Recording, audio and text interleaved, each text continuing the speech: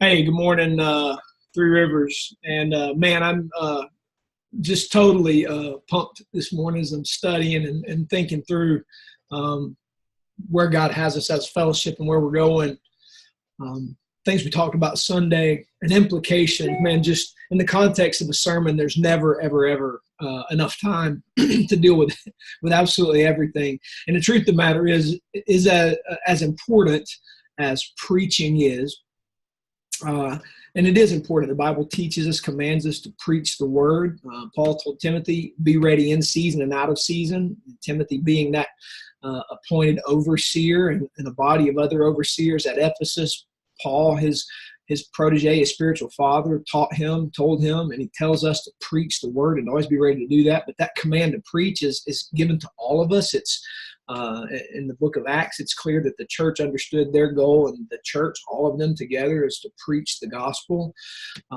There's a component of that preaching time that is discipleship, but it's not the sum total of discipleship. That happens one-to-one, life-to-life. Disciple making is a face-to-face, life-to-life interaction where we teach somebody how to follow Jesus, either newly or growing in their faith, how to follow Jesus, and then command and demand that they go do the same thing with others. It's multiplication. And it just made me start thinking, as we talked about being the first fruits Sunday, how the New Testament refers to us as Christians together, the body of Christ, as the first fruits of the new created order. Man, that is absolutely huge. So we didn't have time to deal with all of that in that preaching time, but these are things I teach guys that I meet with one-to-one and do life with, and we talk through these things. Now, when you start talking about the implications of life to life, disciple making, you get into these things and be able to deal with them. But this whole idea of being the first fruit of new created order, the implications, again, are massive. I think one that completely begins to come to mind is this idea that as the first fruit that is sacrificed to the Lord, it's given to the Lord in faith that he will make the rest continue to come about and bring the crop and bring the harvest. We, as the first fruits of the new created order, are to give ourselves completely over to God. There's no sense of reserving ourselves for anything. As a matter of fact, that makes Jesus' teaching begin to make an awful lot of sense when he said, if you lose your life, you save it. Because as first fruits, we're to be giving ourselves up. We don't reserve ourselves for anything, because we are wholly and completely the Lord's.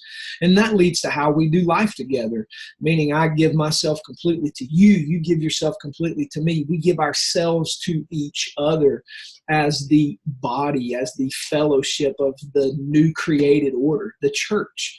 It's absolutely huge. And then we're the Lord's purpose. We exist to do his thing. If we are the first fruits of a new created order, then we are to epitomize the order of the new created order, meaning we are living out the values of God's kingdom. So everywhere there is a covenanted, gospel preaching, sacrament keeping, Great Commission obeying body of people, that's the church. And it is to epitomize the values of God's kingdom. So as we make disciples, we are transplanting, as we looked at Sunday morning, 2 Corinthians 5:17, new creations, new parts of created order.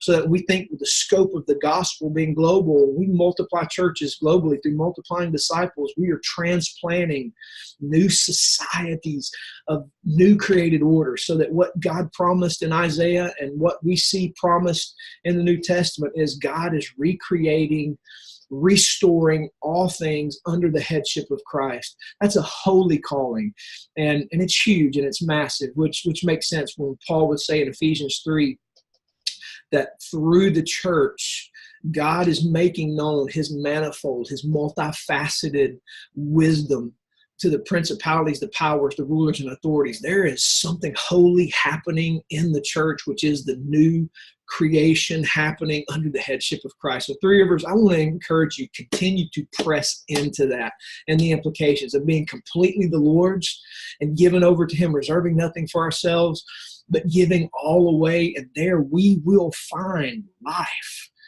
And that leads me to this last point, and have to give a shout out to my friend Steve Besner, who said this yesterday. And as he said this and was putting this out for public to think about, for folks to see, I was thinking the same thing when he made this statement. And I actually responded to him and said, "Hey, brother, I was thinking right along these lines. It has to be our common DNA." But what Steve said was huge when he said that the church is so much more than a worship service or a gathering of a lot of people.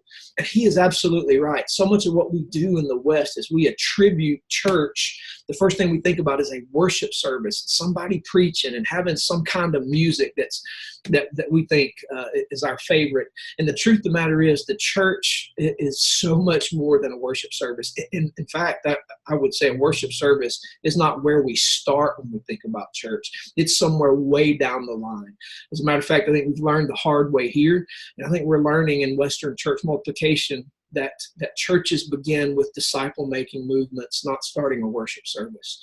Quote, good preaching and good worship do not a church build. In fact, disciple-making builds churches. We say it, the gospel of the kingdom makes disciples who function inside their domains of society. And as we begin to make disciples in our vocations, Jesus is building his church. Church is a function of new creation, making disciples, new creations together on mission, doing Jesus' thing. So let's lean into that. Let's keep working that out because it's precious and it's good. And it's Jesus' plan, it's Jesus' strategy. God bless you. I love you. Have a fantastic week. Look forward to seeing you Sunday. Take care.